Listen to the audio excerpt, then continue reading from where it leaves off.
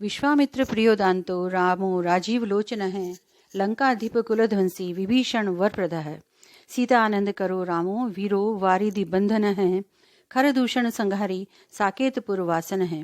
चंद्रावली पति कुल है केशी, कंस वधो अमर है। माधवो मधुहा माधवी, माधवी को माधवो मधुहु। मुंजाटवी गाह मानो धेनुकारीर धरात्मज है, वंशी वट विहारी चे गोवर्धन वनाश्रय है। जय श्री कृष्ण। कृष्ण आस्था प्रमीला चैनल पर आप सभी रसज्ञ जनों का स्वागत करती हूँ। विघ्न विनाशक गणपति जी का चिंतन करती हूँ, माँ बागेश्वरी का वंदन करती हूँ और अपने गुरुवर की चरण वंदना करती हूँ। आप सभी को प्रणाम करती हूँ। पुराणों के विस्मृत प्रसंगों का पुनः स्मृति में लाना और अपने महान पूर्वजों के विराट व्यक्तित्व के व उनकी अभूतपूर्व कठिन तपस्याओं के प्रति हम सदैव नतमस्तक होते रहें, यही इस चैनल का सारगर्भित उद्देश्य है।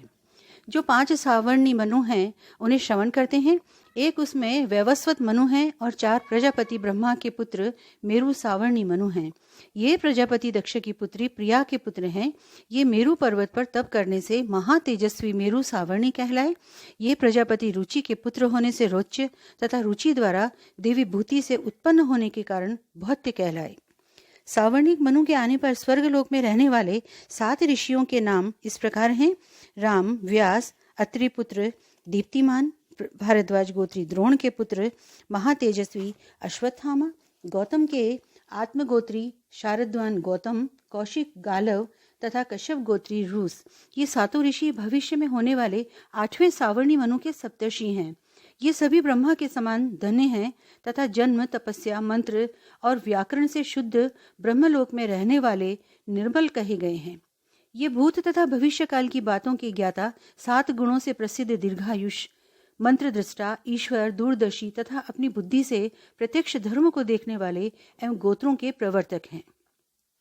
सत्य तथा धर्म में रत ये महाभाग सप्तर्षि प्रत्येक युगों में उत्पन्न होकर आश्रम तथा वर्ण धर्मों को चलाते हैं। ये वेद मंत्र के दृष्टा तथा ब्राह्मण ग्रंथों के कर्ता, धर्म के शिथिल हो जाने पर अपने ही गोत्र में पुनः पुनः उत्पन्न हो अधर्म को मिटा धर्म की स्थापना करते हैं। इसमें वरदान देने की क्षमता भी आ जाती है। अब सावर्णी मनु होने के कारण 10 पुत्रों के नाम सुने। वरियान, अवरियान, संवत, धृतिमान, वसु, चिष्णु, सचिष्णु, अधिष्णु, वाज तथा सुमति। सावर्णी मनु के मुनियों को श्रवण करते हैं। पुलस्त गोत्री मेधातिथि, कश्यप गोत्री वसु, तेजयुक्त भार्गव, कांतिमान अंगीरा, वशिष्ठ गोत्री सावन, अत्रि गोत्री हव्यवहन तथा पुलस्त पुत्र सत्य। ये 7 मुनि तथा 3 देवतागण भविष्य मनवंतर के हैं। ये दक्षपुत्री से प्रजापति रोहित के पुत्र हैं। प्रथम सावर्णी मनु के दृष्टकेतु, पंचहोत्र, निराकृति, पृथु, श्रवा, भूरिधाम, ऋचि, कोष्ठहत और गय, ये 9 पुत्र हैं। 10वें मनु अर्थात द्वितीय दक्ष सावर्णी मनु के पुलह गोत्री हविष्मान, भृगुवंशी सुकृति, अत्रि गोत्री अयोमूर्ति, वशिष्ठ गोत्री अष्टम, पुलस्त गोत्री प्रमिति, कश्यप गोत्री नभोक तथा अंगिरस गोत्री नभ के पुत्र सत्य, ये सप्तर्षि होंगे। और देवता के 2 गण अग्न्यादि, भूमादि मंत्र प्रतिपादित होंगे एवं मनुष्य सुत, निष्कुंज, वीरवान, क्षतिनीक, निरामित्र, वृषसेन, जयद्रथ, भूरिद्युम्न तथा सुवर्चा, ये 10 पुत्र मनु के होंगे। 10वें मनु के बाद अर्थात तीसरे रुद्र सावर्णी मनु के ऋषियों को श्रवण करते हैं। कश्यप गोत्री हविष्मान, भृगुवंशी हविष्मान्य, अत्रि गोत्री तरुण, वशिष्ठ गोत्री अनग, अंगिरस गोत्री उदधिष्ण्य, पुलस्त गोत्री निश्वर तथा अग्नि के समान तेजस्वी पुलह, ये सप्तऋषि होंगे।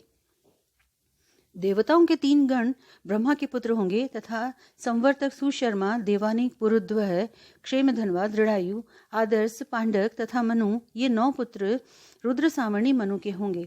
12वें मनु अर्थात चौथे सावर्णी मनु के ऋषियों को श्रवण करते हैं।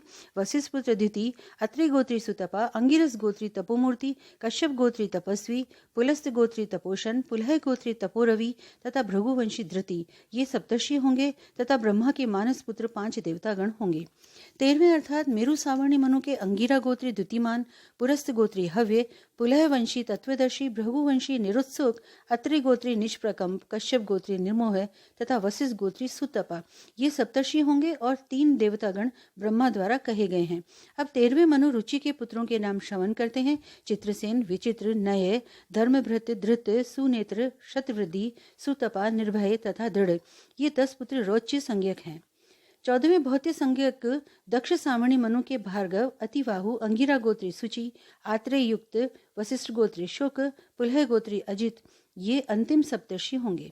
इस मनवंतर में 5 देवताओं के गण होंगे: तरंग, भीरु, तरसवान, उग्र, अभिमानी, प्रवीण, जिष्णु, स्क्रंदन, तेजस्वी और सबल। भौत्य मनु का मनवंतर काल समाप्त होने पर कल्प समाप्त हो जाएगा। पूर्वोक्त नामों से जिन मनुओं का वर्णन हुआ है, इन मनुओं द्वारा अपनी तपस्या से प्रजाओं को उत्पन्न कर हजारों युगों तक पालते हैं तथा काल समाप्त होने पर इनका संहार भी करते हैं। यही निरंतर क्रम है। अब मनवंतरों के युगों की संख्या और ब्रह्मा के दिन का प्रमाण श्रवण करते हैं। मनुष्यों के दिन व रात्रि का विभाजन भगवान सूर्य नारायण करते हैं। इन दिवस रात्रियों की गणना का माप इस प्रकार से है: 15 निमिषों की 1 काष्ठा और 30 काष्ठों की 1 कला तथा 30 कला का 1 मुहूर्त, 30 मुहूर्त का 1 दिन रात, विद्वानों ने कहा है। इन दिवस रात्रि में ही चंद्र एवं सूर्य की गति भी होती है। थोड़ा पुनः आसानी से समझते हैं। 15 दिन रात्रि का 1 पक्ष होता है। 2 पक्ष होते हैं, कृष्ण पक्ष और शुक्ल पक्ष। 2 पक्ष का 1 माह होता है, 2 माह का 1 ऋतु और 3 ऋतुओं का 1 अयन, 2 अयन का 1 वर्ष होता है। दक्षिणायन और उत्तरायण भेद 2 अयन होते हैं। इस प्रकार 2 पक्षों का जो 1 मास है वह पितरों का 1 दिन कहलाता है। कृष्ण पक्ष पितरों का दिन तथा शुक्ल पक्ष पितरों की रात्रि कहलाती है। इसीलिए कृष्ण पक्ष में ही श्राद्ध करने का विधान है। जब ब्रह्मा का दिन अर्थात 1 कल्प समाप्त हो जाता है तो ब्रह्मा की रात्रि 1000 युगों की होती है। इसी ब्रह्मा की रात्रि में वन तथा पर्वतों सहित पृथ्वी जल में डूब जाती है। फिर 1000 युग बीत जाते हैं, तब ब्रह्मा की रात्रि समाप्त हो जाती है। मनुष्यों का जो 1 संवत्सर होता है वही देवताओं का 1 दिन रात कहलाता है। उत्तरायण देवताओं का दिन तथा दक्षिणायन देवताओं की रात्रि है, ऐसा विद्वजनों ने कहा है। देवताओं के 10 वर्ष का 1 दिवस रात्रि मनु का होता है। ऐसे 10 दिवस रात्रियों का 1 पक्ष मनु का होता है। 10 पक्षों का 1 माह तथा 12 मासों का 1 ऋतु होता है, ऐसा तत्वदर्शियों ने कहा है। 3 ऋतुओं का 1 अयन और 2 अयनों का 1 संवत्सर मनु का होता है। ऐसे 4000 वर्षों का 1 सतयुग होता है। ये थोड़ा एकाग्रचित होकर श्रवण करना पड़ेगा। तथा 4 वर्षों का ही संध्यांश होता है। 3000 वर्षों का त्रेता युग होता है और 300 वर्षों का संध्या तथा संध्यांश काल होता है। 2000 वर्षों का द्वापर होता है तथा 200 वर्षों का संध्यांश होता है। 1000 वर्ष का कलियुग होता है तथा 100 वर्ष का संध्यांश संध्या होता है, ऐसा विद्वजन कहते हैं। यह जो दिव्य 12000 वर्ष युग की संख्या कही गई है, इस प्रकार दिव्य 12000 वर्षों का 1 युग समझें। कृत, त्रेता, द्वापर, कली, ये चारों मिलकर चतुर्युगी हुआ। इस चतुर्युगी का 1 युग कहलाता है। ऐसे 71 युगों का 1 मनवंतर गणितज्ञों ने कहा है। इस मनवंतर काल का भी 2 अयन होता है, दक्षिणायन और उत्तरायण। पहले अयन के समाप्त होने पर मनु ब्रह्म में विलीन हो जाते हैं। फिर दूसरे मनु अयन में आकर कल्प की समाप्ति तक रहते हैं। 10,000 मनवंतरों के बीत जाने पर ब्रह्मा का 1 वर्ष होता है। ब्रह्मा का जो दिन कहा है वही कल्प कहलाता है। विद्वजनों ने 1000 युगों के काल की रात्रि कही है। जब ब्रह्मा का दिन समाप्त हो जाता है तब वन पर्वतों सहित यह पृथ्वी जल में डूब जाती है और जब 1000 युग का काल बीत जाता है तब फिर ब्रह्मा का दिन आरंभ होता है। इसी दिवस की समाप्ति पर्यंत को 1 कल्प कहते हैं। मनवंतर की बीतने पर संहार होता है तथा प्रलय के बाद पुनः सृष्टि का निर्माण होता है। इस समय देवता व महर्षिगण अपनी तपस्या, ब्रह्मचर्य और वेद पाठ तथा संयम के बल पर स्थूलभूत शरीर से विद्यमान रह जाते हैं। 1000 युग बीतने पर कल्प समाप्त हो जाता है। फिर सभी प्राणी सूर्य के तेज से जल जाते हैं और ब्रह्मा को आगे कर सूर्य सहित सब देवता उस अच्युत क्षेत्रज्ञ अजन्मा देव योगेश्वर योग रूप व्यापक हरि में विलीन हो जाते हैं, जो कल्पांत में सब प्राणियों को उत्पन्न करने वाला अव्यक्त निरंतर विद्यमान देव है। उसी से यह सारा ब्रह्मांड उत्पन्न होता है। जब यह सारा जगत जल में निमग्न हो जाता है तो रात्रि हो जाती है। तब श्रीमान नारायण ब्रह्मा के हजारों वर्षों तक सोते हैं।